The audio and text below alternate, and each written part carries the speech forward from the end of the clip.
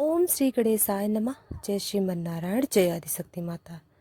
दोस्तों, होली होली के मौके पर आप होलिका दहन की पौराणिक कथा जरूर श्रवण करें।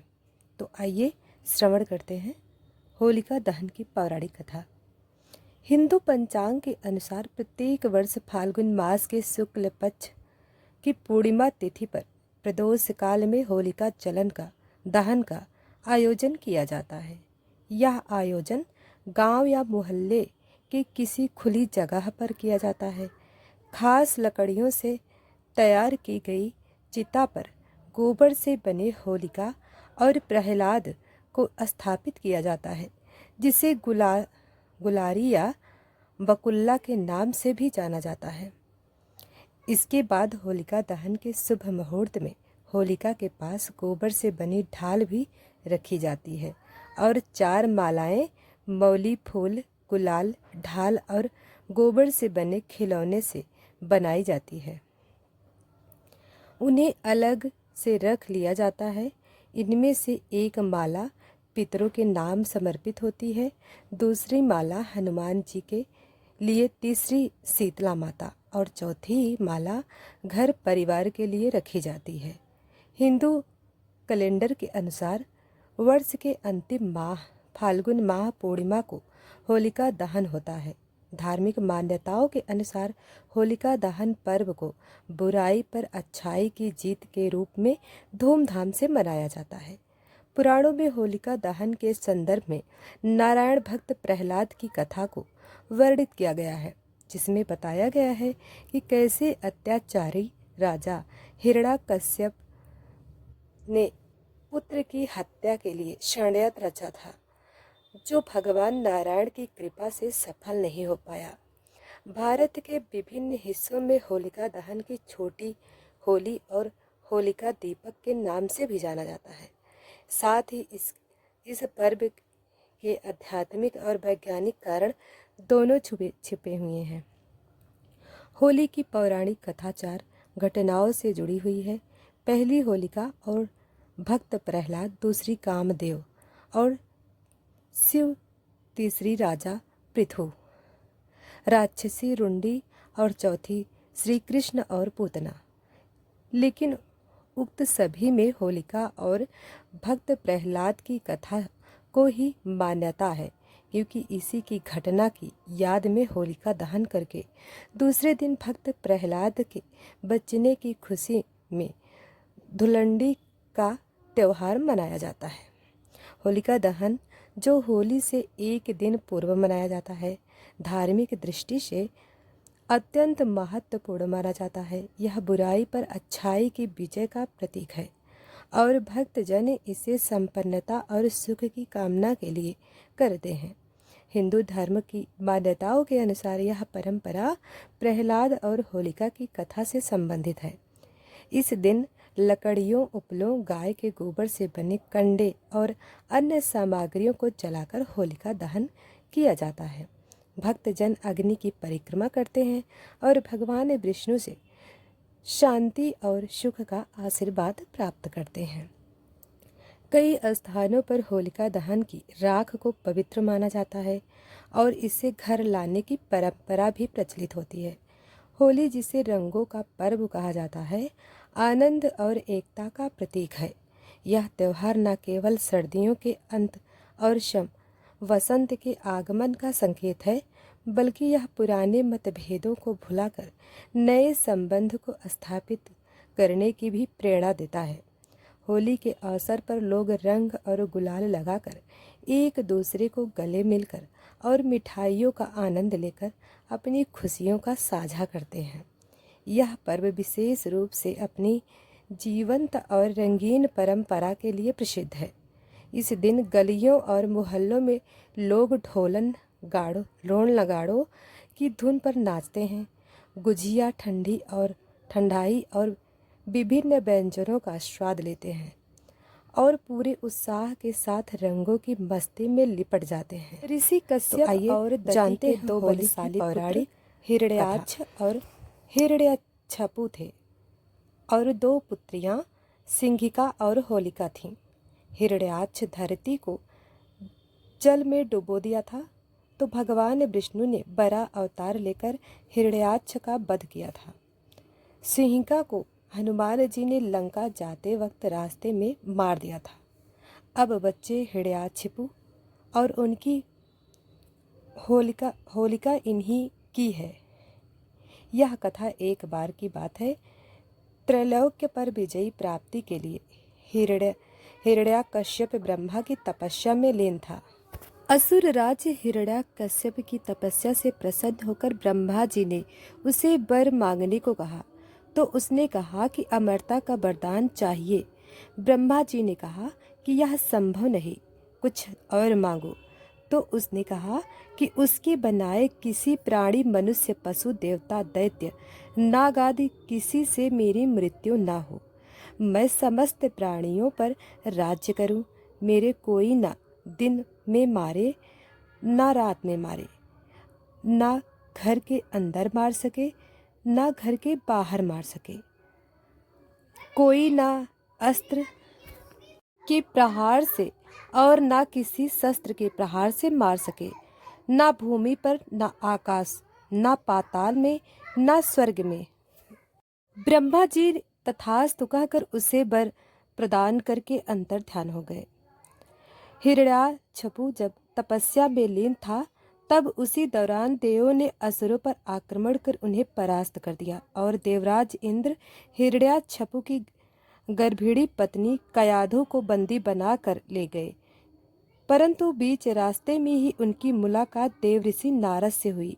नारद जी ने इंद्र को उपदेश दिया कि आप यह पाप कर रहे हैं। उपदेश सुनकर इंद्र हिरण्याक्षिपु की पत्नी कयाधु को महर्षि के आश्रम में छोड़कर स्वयं देवलोक चले गए। गर्भवती कयाधु को नारद ने विष्णु भक्त और भागवत तत्व से अवगत कराया। यह ज्ञान गर्भ में पल रहे पुत्र प्रहलाद ने भी प्राप्त किया। इधर हिरण्याकश्यप जब लौटा तो इस वरदान ने उसके भीतर अजरमर होने का भाव उत्पन्न हो गया। इसके चलते उसने धरती पर अत्याचार शुरू कर दिया। उसने देवों को अपना दास बनाया, ऋषि मुनियों भगवत भक्तों को तंग करने लगा, यज्ञों को नष्ट भ्रष्ट करने लगा। उसने आदेश दिया कि उसके राज्य में किसी भी देवता की पूजा नहीं होगी। उसने कहा कि हिरण्याय नमः के अतिरिक्त अन्य किसी भी मंत्र का उच्चारण नहीं किया जाएगा। पूरे राज्य में स्वयं उसी की पूजा की जाए, अन्य और किसी की नहीं। जो ऐसा नहीं करे उन्हें वह मार दिया जाए। उचित समय पर बाद में प्रहलाद का जन्म हुआ तो राज्य में खुशियां मनाई गई।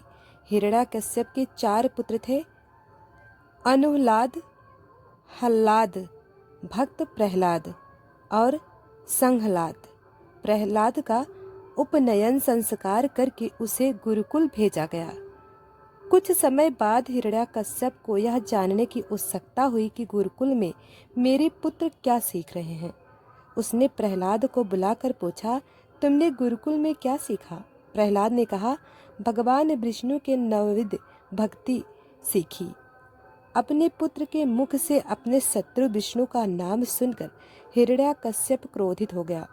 कई बार समझाने पर भी प्रहलाद विष्णु की पूजा पाठ बंद नहीं की, तो इससे क्रोधित होकर हिरण्याक्षिपु ने अपने गुरु को बुलाकर कहा कि ऐसा कुछ करो कि यह विष्णु का नाम रटना बंद कर दे। गुरु ने बहुत कोशिश की, किंतु ये असफल रहे।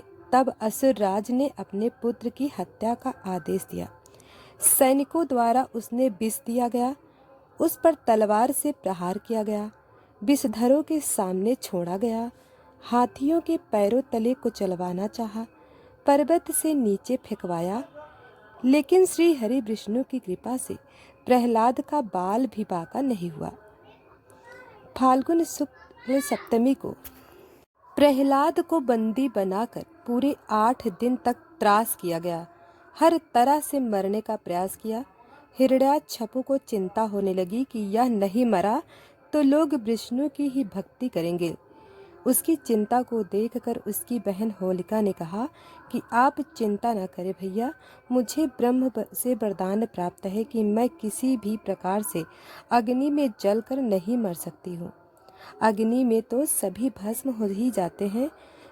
तब हिरण्याकशिपु ने अपनी बहन होलिका से कहा कि तुम प्रहलाद को अपनी गोदी में लेकर अग्नि में बैठ जाओ, जिससे वह जलकर भस्म हो जाएगा। लेकिन होलिका को वरदान था कि उसे अग्नि तब तक कभी हानि नहीं पहुंचाएगी जब तक कि वह किसी सिद्धांत वाले मानव का अहित करने की न सोचे।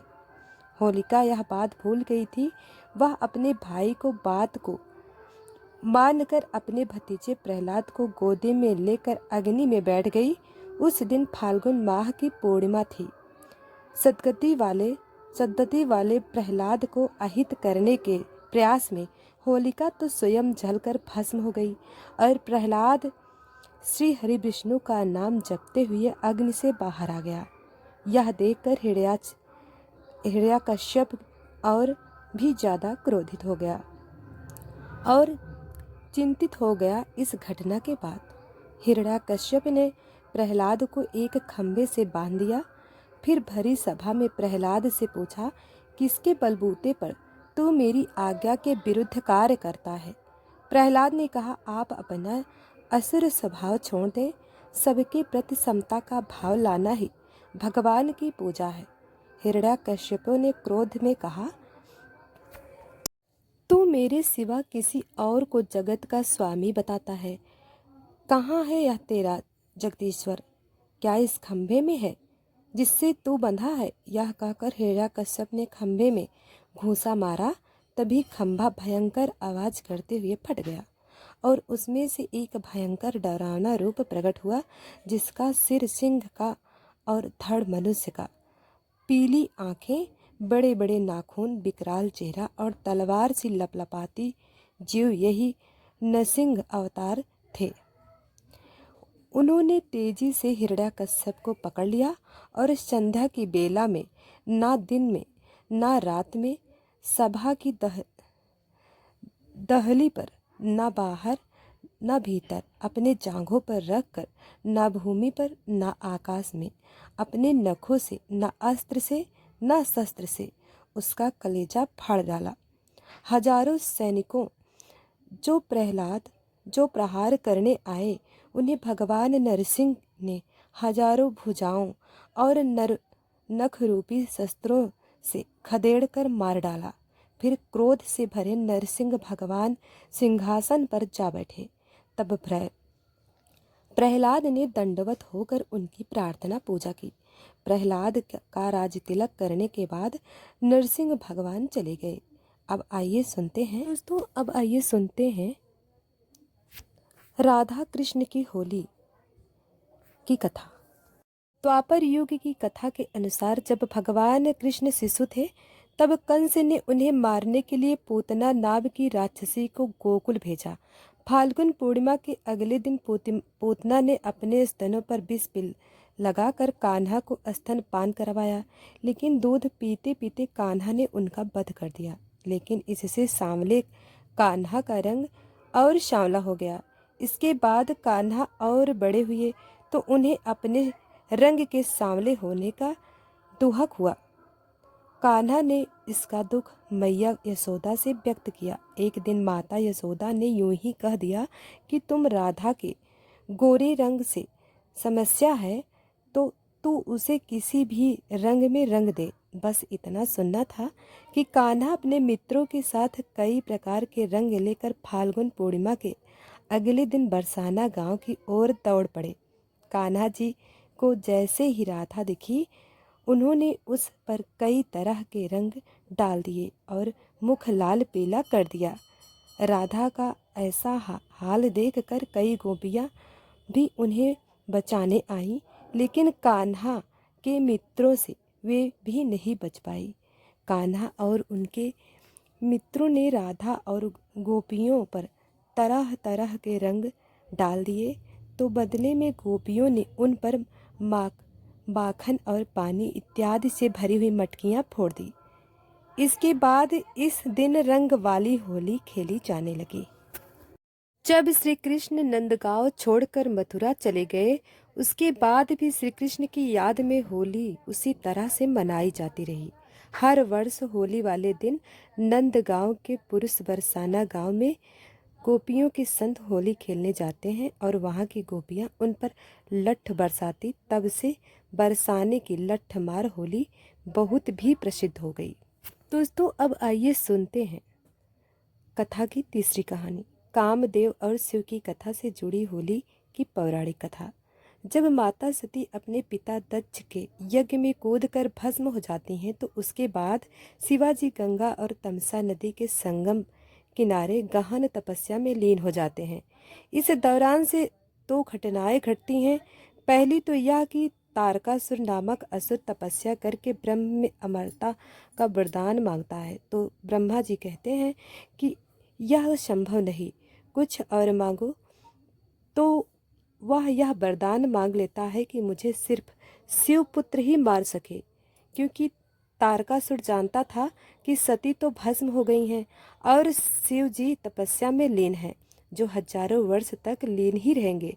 ऐसे में शिव का पुत्र होगा ही नहीं, तो मेरा वध कौन करेगा। वह वरदान प्राप्त करके वह तीनों लोक पर अपना आतंक कायम कर देता और स्वर्ग का अधिपति बन जाता।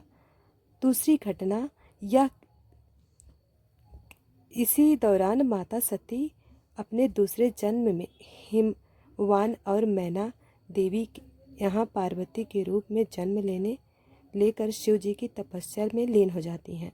उन्हें पुण्य प्राप्ति करने हेतु जब यह बात देवताओं को पता चलती है, तो सभी मिलकर विचार करते हैं कि कौन शिव जी की तपस्या भंग करे।